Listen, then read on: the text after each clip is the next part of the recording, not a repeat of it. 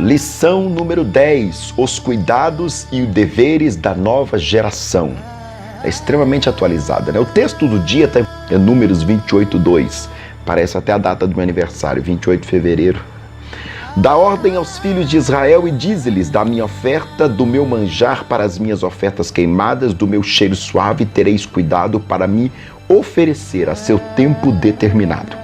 Em síntese, a lição trata: no deserto, Deus se relacionava intimamente com o seu povo e lhe concedeu leis para que ajudasse a ter relacionamentos saudáveis e a oportunidade de adorá-lo.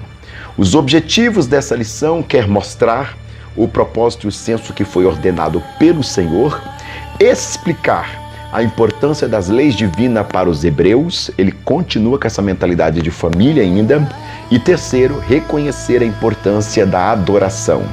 É muito interessante isso aqui. Ele continua no mesmo pique, né? Baseado no texto bíblico de Números, capítulo 26, verso 1, 2, verso 52 ao 55, depois de 64 ao 65, o comentarista diz: no capítulo 26 ao 30 do livro de Números seguem o mesmo padrão dos capítulos iniciais. O intervalo segue um evento entre outro dista quase 4 décadas. As gerações são diferentes. A primeira foi escrava no Egito, morreu no deserto, restando apenas Moisés, Josué e Calebe, conforme Números 26, os versículos 64 e 65. A segunda geração era formada por pessoas com no máximo 59 anos de idade. Diante de um povo ou de um novo grupo de indivíduos, o Senhor ordenou que fosse feito novamente um censo, que está em Números 26, do 1 ao 51.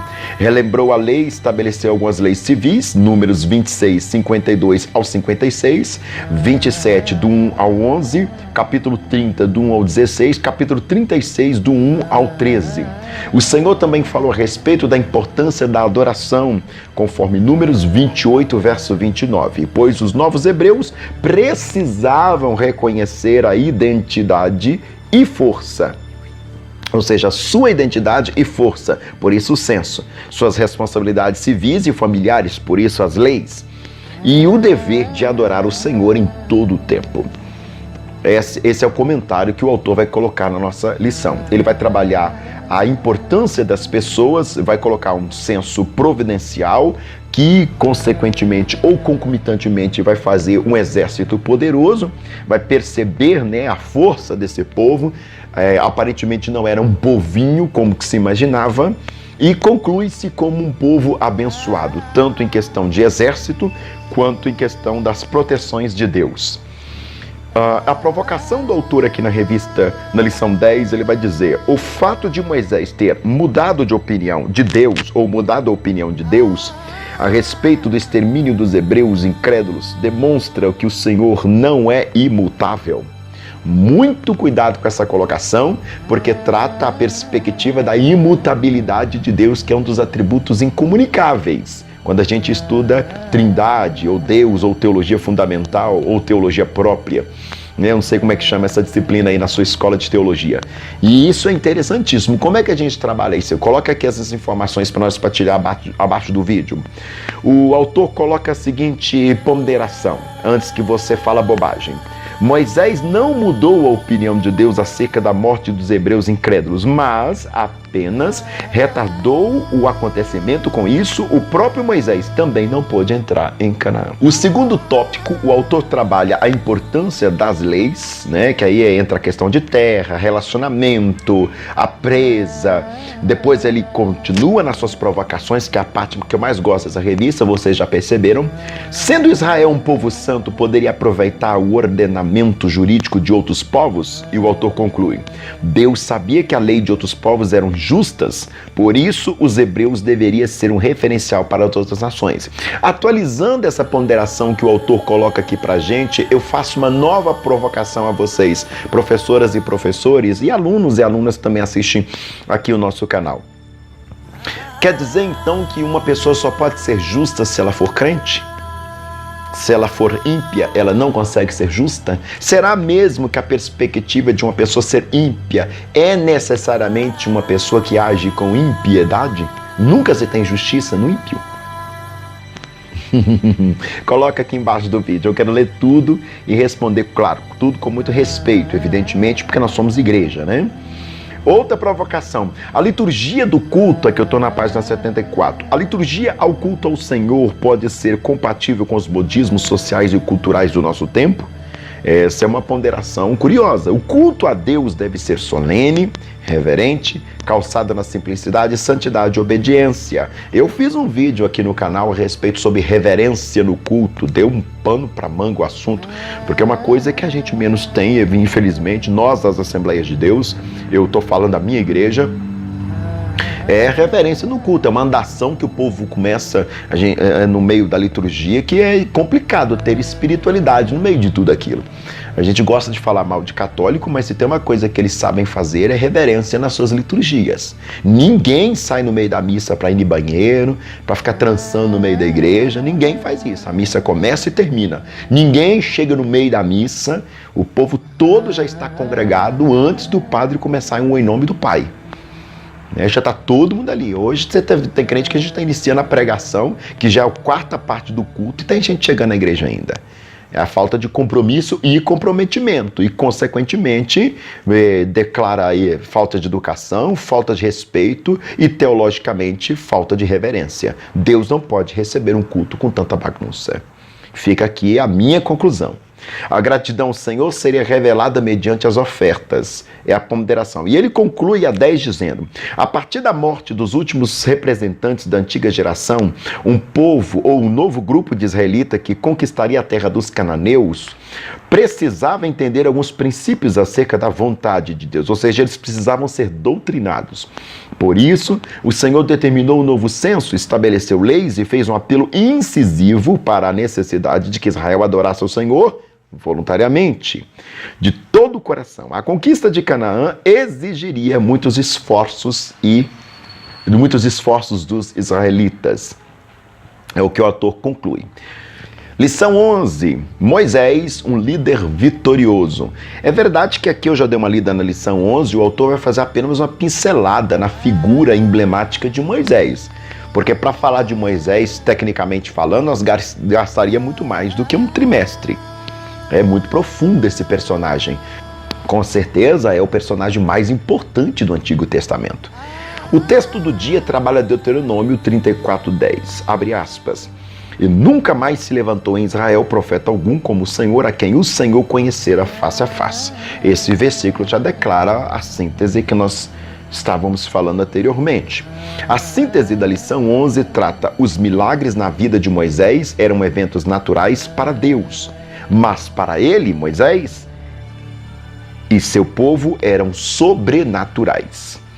Dentro da perspectiva dos objetivos, o autor quer mostrar a difícil jornada de Moisés enquanto líder pelo deserto, conscientizar de que Moisés era um homem à frente do seu povo e refletir a respeito da última batalha de Moisés. Dentro dessa orientação, o texto bíblico, baseado em Números 27, do 12 ao 17, e talvez o menor texto aqui da nossa lição, ou até agora eu percebi isso, o autor faz o seguinte comentário: a vida de Moisés é um milagre em todos os sentidos. Nascido sob condições extremamente desfavoráveis, sem ter sequer o direito de viver, foi escondido por 3 meses por seus pais. Para salvar sua vida, sua mãe colocou-o dentro de um cesto betumado no rio Nilo, um rio cheio de crocodilos. Mas a filha de Faraó o encontrou nas águas do rio e o resgatou. Tirado das águas, daí provém o seu nome, Moshe, do hebraico Moisés. Ele foi criado como filho da filha de Faraó. Quando adulto, não compreendeu o tempo de Deus para a sua vida e de seu povo, e acabou agindo com precipitação e arrogância, tendo que fugir do Egito. A formação desse homem extraordinário nas lutas, dilemas e conquistas será o tema desta lição, que evidentemente, eu repito, o autor vai sintetizar ao máximo. Por que Deus foi tão rigoroso em punir Moisés por ferir a rocha? É a primeira provocação do autor. O que ele conclui: às vezes nossos erros produzem consequências implacáveis em nossa vida pessoal, familiar e em nosso ministério. Mas Deus não nos abandona. Ele deseja que nós arrependamos e deixamos o nosso erro. Ou seja, as punições de Deus, abre e fecha aspas, têm sempre um crivo pedagógico para que nós possamos aprender. Agora é complexo quando a pessoa não consegue aprender o ensinamento de Deus. O tópico 2, o autor vai dizer que Moisés era um homem à frente do seu tempo, por isso ele provoca: Moisés cumpriu a sua missão. O que você tem feito para os propósitos de Deus que se cumpram em sua vida? Como Moisés, cumpra a missão que lhe foi confiada pelo Senhor, ainda que seja preciso atravessar o deserto. O deserto é a escola do Senhor, nós já estamos falando isso desde a primeira lição. Terceiro tópico, a última batalha de Moisés. Deus ainda continua a exigir santidade do seu povo? Eu tenho percebido, irmãos e irmãs, aqui agora como pregador, não como professor, que se tem uma coisa que irrita a igreja é o assunto a respeito da santidade de Deus. É uma temática tão complexa no nosso meio que dá a impressão que o povo está pouco se lixando para esse tipo de coisa. Se toca o culto à sua bel maneira. Não se tem um zelo pela perspectiva de santidade de Deus. Moisés cometeu erro, mas ele mesmo cumpriu todo o propósito que Deus tinha em sua vida.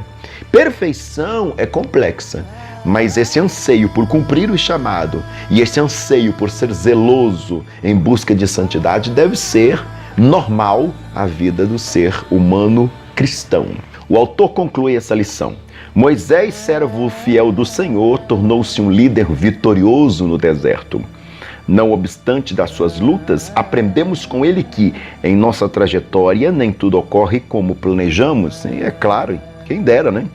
Mas Deus nunca perde o controle da nossa história, graças a Deus. Moisés conclui sua história de vida ou sua trajetória de vida como um homem feliz, embora não tenha entrado na terra prometida. Às vezes, irmãos, o que tem no nosso coração para nós chegar é apenas o que Deus propõe a nós para que nós nos animemos no caminho. Mas muito maior do que chegar lá é vivenciar, caminhar até lá. Caminhar até lá é que está a grande glória da vida de Moisés. Evidentemente, é muito belíssimo aqui. A gente, infelizmente, não vai entrar em muito detalhe, porque é muito profundo, né? Um personagem ícone do Antigo Testamento. Lição número 12. Um líder formado no deserto. Ele continua a perspectiva de Moisés, entrando para a perspectiva de Josué. O texto do dia, Josué capítulo 1, versos 6 e 7. Esforça-te, tem de bom ânimo, pois tu fará entrar este povo e herdar a terra que jurei a teus pais lhe daria. Tão somente esforça-te e tem muito bom ânimo. A síntese desta lição: o deserto é uma escola de formação de líderes, por isso não se deixe abater pelas lutas, provações e dificuldades. Eu não sei se eu concordo muito com essa afirmativa, deserto é a escola de líderes.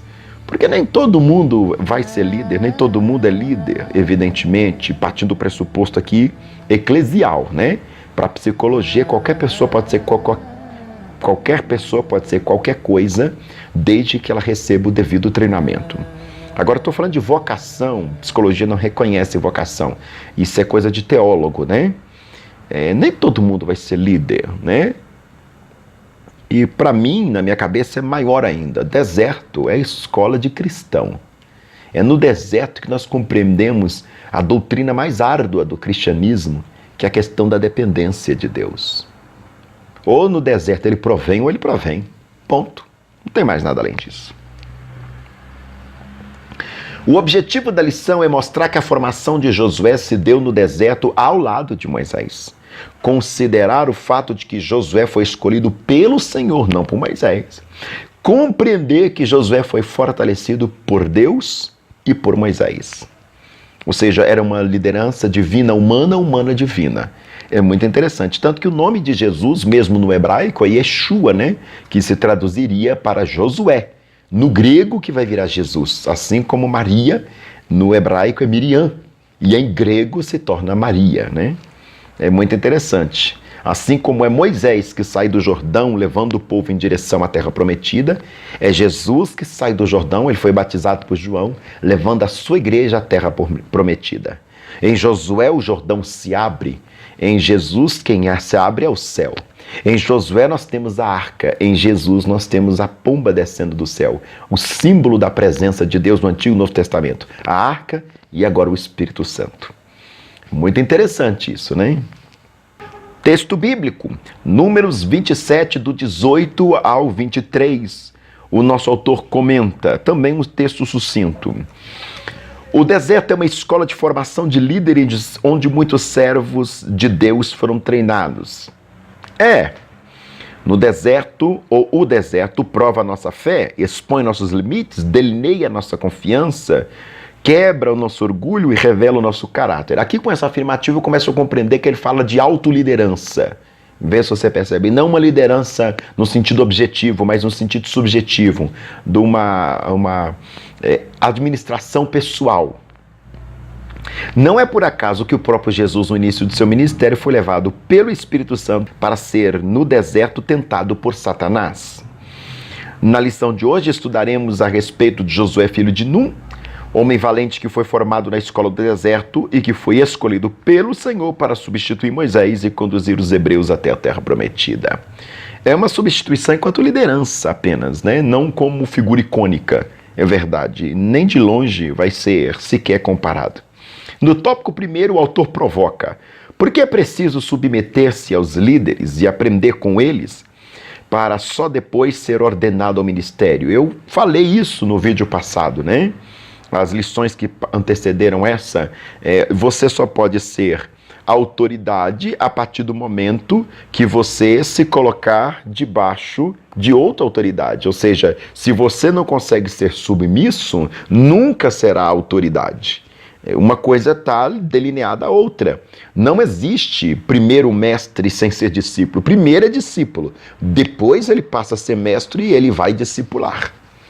E o discípulo vai virar mestre e fazer mais discípulos. Essa é a perspectiva.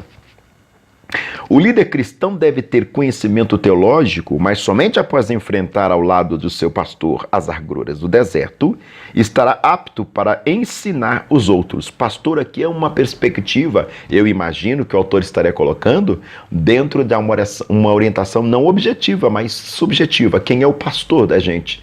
Ali que está mesmo ao nosso lado. Tem pessoas que nos apacentam de forma muito, muito perto, muito próximas, que o Senhor provém para isso.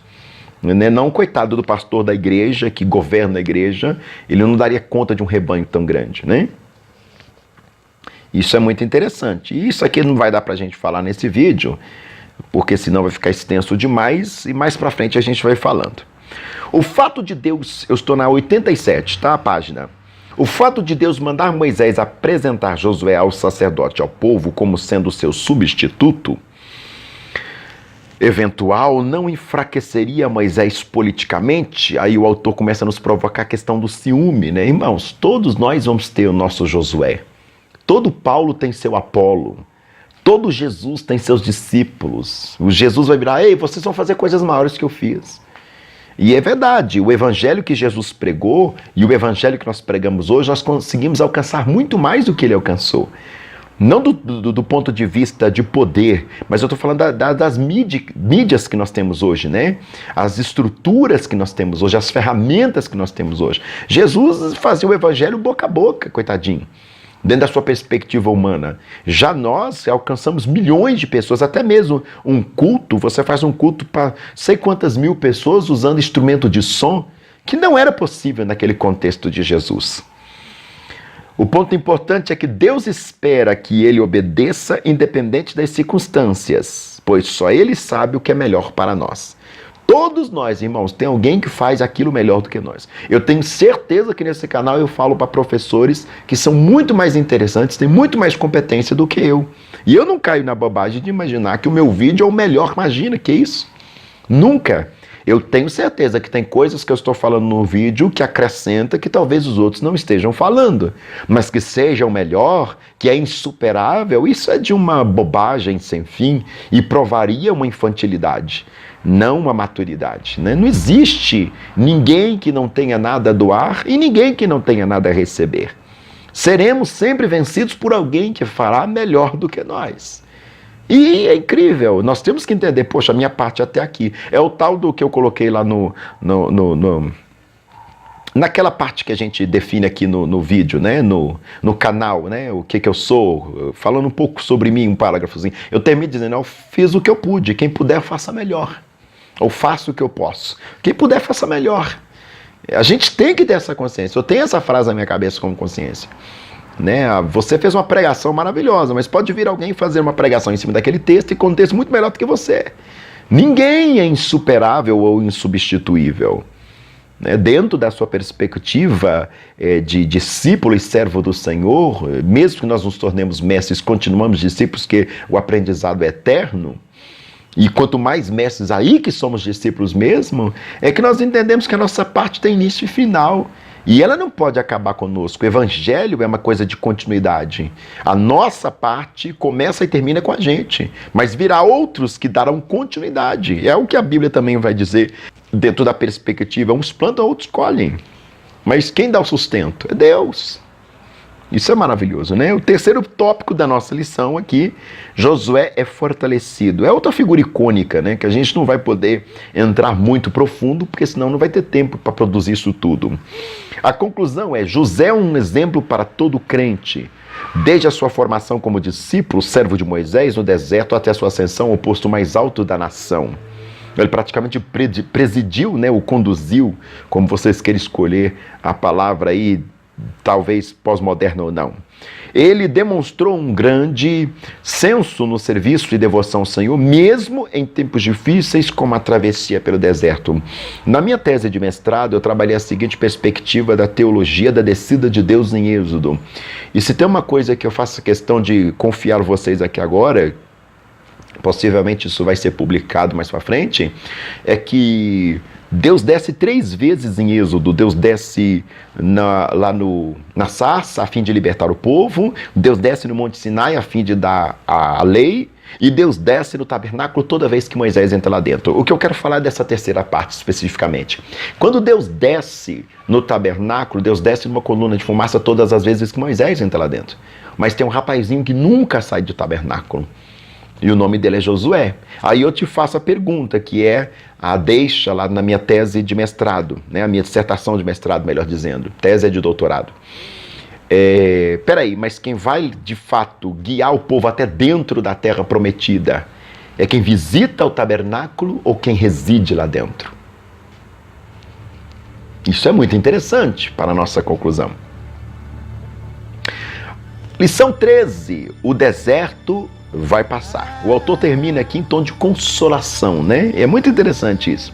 Ele nos exortou, nos edificou e agora vai nos consolar. O texto do dia, Josué capítulo 1, 9. Não te mandei eu? Esforça-te, tem de bom ânimo, não pasme, nem te espantes, porque o Senhor teu Deus é contigo para onde quer que andares. Belíssimo texto, fundamenta a síntese de que a caminhada do povo de Deus pelo deserto deste mundo em breve terminará. E estaremos para sempre com o Senhor.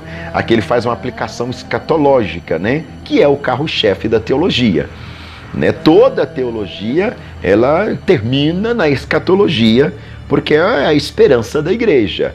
Nós fomos salvos para quê? Salvos para nos livrarmos do inferno por amor de Deus e para sempre morarmos com Ele. Os objetivos da lição trabalha mostrar o perigo de ficar no limitar ou no limiar da terra prometida, compreender que para receber os benefícios do Senhor é preciso ter fé. Gente, sem fé é impossível agradar a Deus, ponto. Isso não se muda. Conscientizar de que um dia nossa jornada neste mundo chegará ao fim, como eu falei para vocês. Tudo tem um fim, né? Não existe nada eterno aqui. Não no mundo histórico, no mundo físico. Eternidade é uma coisa além que não cabe aqui dentro. Dentro dessa perspectiva, o autor nos leva ao contexto e texto bíblico de Números 32, do 31 ao 33, depois número 33, do 50 ao 56, onde na sua introdução ele trabalha a conclusão. Neste trimestre, estudamos e acompanhamos a longa jornada do povo hebreu pelo deserto. Eles caminham por por aproximadamente 40 anos no lugar onde as pessoas, em regra, não se arriscariam a ficar ou fixar residências pelas condições extremamente desfavoráveis. Um grande e terrível deserto, serpentes ardentes, de escorpiões, terra seca, em que não havia água, Deuteronômio 8,15, a jornada estava chegando ao fim. A geração que atravessou o Mar Vermelho a pés enxutos havia sido consumida durante a peregrinação. Mais de 600 mil homens. Aqui não se conta nem mulheres nem crianças, e homens acima de 30 anos, que é assim que se conta naquela tradição. Entretanto, nenhum deles faleceu por falta de cuidado de Deus. Antes, morreram pela desobediência e tentaram a Deus, por isso caíram no deserto. Hebreus 3, versículos 16 e 17. Aí ele conclui colocando o primeiro tópico, a chegada à terra prometida, entra numa perspectiva de provocação e coloca: se era tão ruim ficar ao leste do Jordão, porque Moisés autorizou a antecipação da herança das 2,5 tribos. Isso aqui eu não vou falar nada, eu quero que vocês comentem, eu faço questão de ver qual é a conclusão de vocês, professoras e professoras. E o autor pondera: as 2,5 tribos desprezaram todo o esforço empreendido e por isso pagaram um alto preço anos depois. O que vocês pensam a respeito dessa parte? Coloca aqui no vídeo pra gente ler. Eu faço questão. Poxa, eu tô abençoando vocês aqui com tantas informações, é tão difícil fazer esses vídeos, dá um trabalho. E eu peço a vocês que me abençoem colocando as considerações que vocês perceberam. Tópico 2, ele trabalha fé e esperança, por isso que ele já abriu o contexto com um tom escatológico, porque se nós acreditamos que vamos ir para algum lugar, nós estamos caminhando para quê? É a grande pergunta teológica da espiritualidade cristã. Dentro disso, ele nos provoca dizendo: por que os hebreus deveriam lutar por uma herança que já lhes pertencia? Aqui é uma coisa muito interessante, porque Deus abre a porta. Deus abre a porta, mas ele não me tira do lugar do que eu estou sentado e me coloca lá dentro da porta aberta, né? Deus abre a porta, ou seja, ele me deu por herança. Agora, me levantar da minha zona de conforto e ousar passar pela porta que Deus abriu é um trabalho meu. A minha mãe pode colocar a mesa do almoço belíssima, mas eu só posso me deliciar aquela refeição se eu sair do meu lugar, me assentar na mesa e me servir. Não vai vir aqui na minha mão, não vai ser colocado na minha boca. A mesa está preparada, mas o trabalho de levantar e se servir dessa mesa posta é do cristão. E tem muita gente que está esperando, ou até mesmo a porta já se fechou, porque ele não percebeu a porta à frente, a porta aberta à sua frente e ousou passar por ela. É isso que acontece aqui. Ou seja, eu te dou por herança, mas é você que conquista. É muito interessante, porque é valorizável essa perspectiva. E o autor pondera: o servo de Deus deve buscar a realização dos seus projetos pessoais, mas desde que seja segundo a vontade divina, evidentemente. Tudo que eu quero para mim é uma coisa, tudo que Deus quer para mim é outra coisa. Se os meus pensamentos estão combinando com o pensamento de Deus, melhor para nós dois, evidentemente, sobretudo para mim. Mas é interessante eu perceber que tudo que Deus tem para mim, ou tudo que realmente é a propósito de Deus na minha vida, só vai acontecer a partir do momento que eu entender que as portas estão abertas. E essas portas estão abertas, eu tenho que entender a deixa de Deus e passar por ela. E finalmente ele conclui no seu terceiro ponto o fim da jornada, provocando-nos dizendo: qual era o real propósito das muitas leis entregues aos hebreus? O que você pensa, querida e querido professor, professora?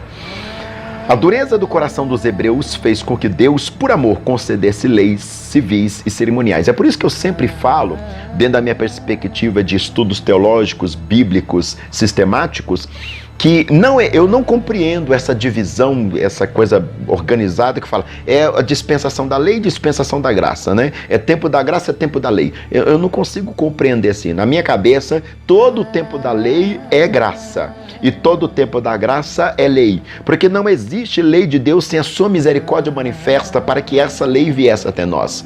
Deus nos dá lei, é misericórdia dele, é graça dele manifesta, é gratuidade, porque não há como pagar toda essa normativa de Deus.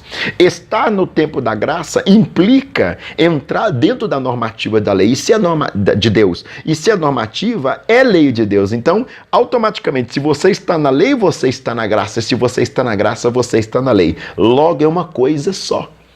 Toda lei é graça, porque toda graça nos dá a lei de Deus, o que Ele quer para nós, como Ele nos normatiza. Isso é interessantíssimo, né? É um pensamento mesmo. Discordar, isso não é canônico, é a minha observação diante de uma série de perspectivas, e aqui conclui-se dizendo: o livro de Números, ao narrar a caminhada dos hebreus por cerca de 40 anos em uma região desértica, simboliza a vida cristã, de fé de cada cristão em todos os tempos. Cabe a cada crente se apropriar de cada fato narrado ao livro de Números e assim guardar as importantes lições que o ajudarão na sua jornada de fé até a Canaã celestial.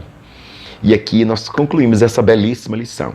Eu confesso para vocês que a minha nota para essa lição toda, que dá licença enquanto professor, seria uma nota de 8 a 9. Né? 8 a 9 com certeza seria a nota da lição. É uma lição muito relevante, muito interessante. E você, que nota você daria para essa lição? Eu, de 8 a 9. Que nota você daria e por quê? Justifica para nós. Eu daria de 8 a 9 porque em alguns pontos é verdade que o autor, e nem tem estrutura para isso, para fundamentar muito, para aprofundar, tem que ser mais corrido, até mesmo porque nós, professores, não temos tempo em sala de aula para lecionar tanto conteúdo. É muito vasto e ao mesmo tempo ele teve que dar uma enxugada, por isso não 10. E eu colocaria 8 a 9 por causa da relevância, né? A relevância que é interessantíssima. E eu gostaria até de acrescentar, por que não foi estendida aos adultos, né? Uma lição muito atualizada, muito rica, muito interessante, sem forçação de barra, de uma sublimitude. Eu quero aqui fazer questão, né? E glorificar a Deus pela vida do nosso comentarista lá do Rio Grande do Norte, se não me engane, né?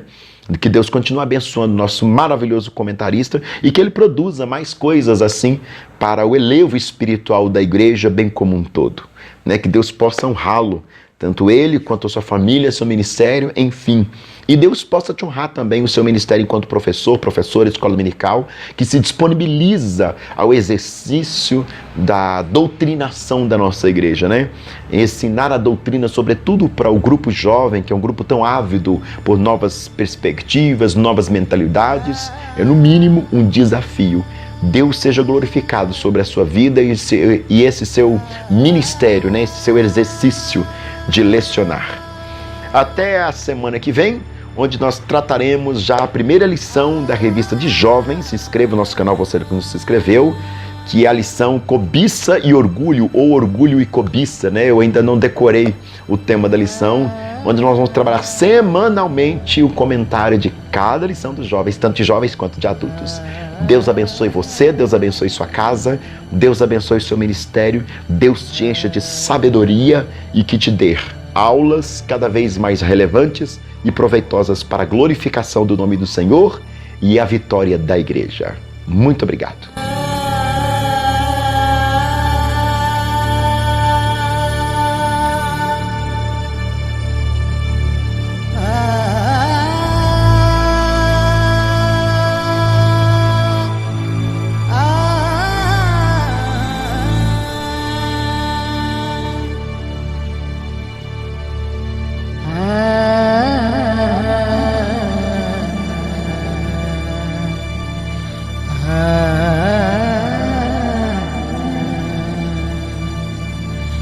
ah